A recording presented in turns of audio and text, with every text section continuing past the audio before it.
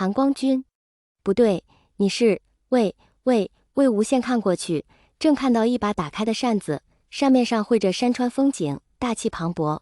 他勾起唇角，举起酒壶，笑道：“聂兄，好久不见。”聂怀桑为了好一会儿，也没能继续说出话来。他把手中的折扇啪的一收，急急忙忙围了上来。他小心翼翼地伸手戳了戳魏无羡的脸，一脸惊异地说：“当真是你？不是幻象？可你不是。”魏无羡一把挥开聂怀桑的手，接道：“我不是什么？怀桑兄啊，你看我现在完好无损地坐在这儿，还有什么吃惊的？”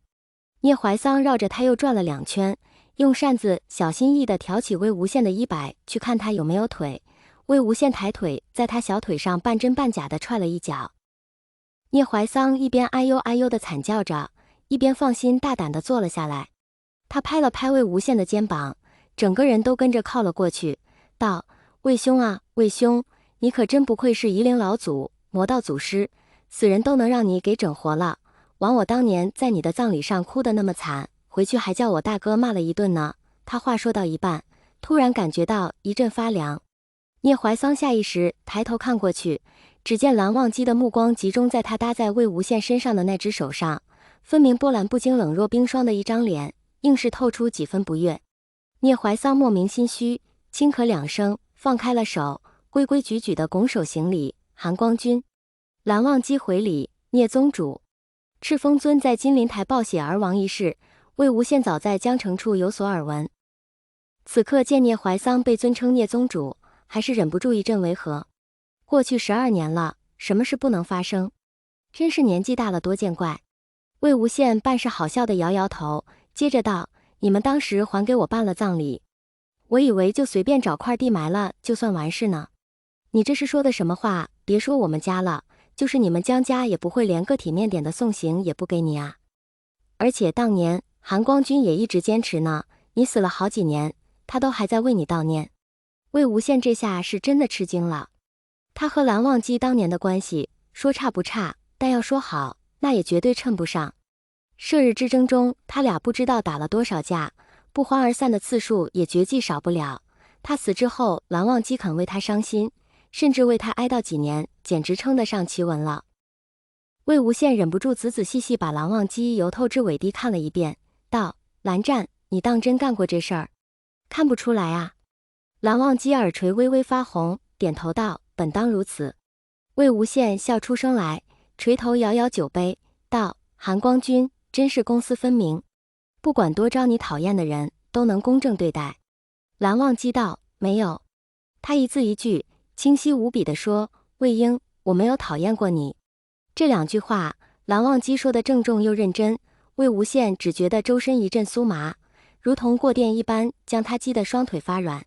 明明不是什么稀奇话语，他愣是觉出了几分琢磨不清的感觉。魏无羡仰头喝下一杯酒，闷闷地笑了2声：“蓝湛，你这个人呐。”蓝忘机神色疑惑，魏无羡摆摆手，笑道：“没事，挺好的，我很开心。蓝湛，谢谢你。”闻言，蓝忘机神色一僵，聂怀桑却听不下去了，道：“你们能不能不要谈这种话题了？我鸡皮疙瘩都要起来了。”他拽过一只酒杯，喊道：“小二，再拿2壶酒来。”聂怀桑一面动作娴熟地为自己斟酒，一面啧啧称奇：“魏兄，也就是你，我还能信这不是骗人。要是换那个谁，那玩意儿回来了，我早就让我家门生一刀砍过去了。”他端起酒杯，送到魏无羡面前，道：“来，魏兄，干了这杯，祝你成功归来。”2人对碰后，魏无羡一饮而尽，聂怀桑皱着眉勉强喝完，苦着脸道：“魏兄，你选的这酒也太辣了。”魏无羡道：“是你酒量不行了吧？连韩光君都不如，这酒蓝湛都能眼都不眨地喝下去的。”聂怀桑道：“魏兄，你又来胡说八道。韩光君家训在，他从来不喝酒的。”魏无羡道：“谁说的？我就亲眼见过他喝酒呢。当初他从街上直接跳到我的雅间内，为的就是1壶酒。”聂怀桑越听，脸色越古怪。蓝忘机坐在对面，本是一片波澜不惊，此时也抬头看了魏无羡一眼。这都是些什么？魏兄，你当着韩光君的面也敢败坏他的名声？韩光君什么时候从大街往楼里跳过？魏兄，你瞎说也要有个底线。聂怀桑把扇面翻了个面，正要继续说下去，突的一阵惊奇，魏兄，你这个银铃怎么裂了？江宗主这么小气，给你个坏的。魏无羡下意识把银铃包在手心里，摩挲几下，笑道：怎么说话的？小心江城听见拿紫电抽你。是我自己不小心摔裂的，为了这么点小事专门去换也不值，凑合着用呗。聂怀桑扇着扇子凑上来，道：哎呀，魏兄啊，今时不同往日，以前你将就用那些次品，现在你也算是回归江氏了吧？那自然是要注意仪表了。他边说边伸出扇子去敲了敲魏无羡腰间的银铃，魏无羡身形一僵，反手把聂怀桑推到一边。